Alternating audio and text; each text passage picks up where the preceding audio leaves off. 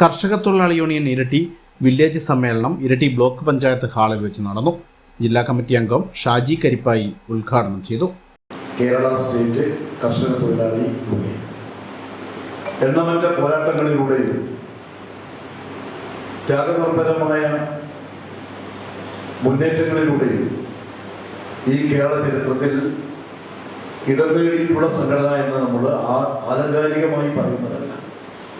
അക്ഷരാർത്ഥത്തിൽ ഈ കേരളത്തിലെ ഇന്നലകളിൽ ഇന്ന് കാണുന്ന ഈ കേരളത്തെ, ആധുനിക കേരളത്തെ നിർമ്മിക്കുന്നതിനായി നടത്തിയിട്ടുള്ള ഉജ്ജ്വലമായ പോരാട്ടങ്ങളാണ് കർഷക തൊഴിലാളി യൂണിയനെ ചരിത്രത്തിൽ ഇടം നേടിയിട്ടുള്ളത് എന്ന് നമുക്ക് നിസ്സംശയം പറയാൻ കഴിയും.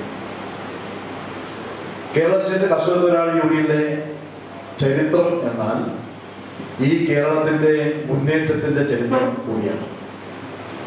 കേരള സ്റ്റേറ്റ് കർഷക തൊഴിലാളി യൂണിയന്റെ ചരിത്രം എന്നാൽ കേരളത്തിലെ മാനവമോചനത്തിനായി നടന്ന പോരാട്ടങ്ങളുടെ ഒരു സുവർണ അധ്യായമാണ് എന്ന് നമുക്ക് പറയാൻ കഴിയും.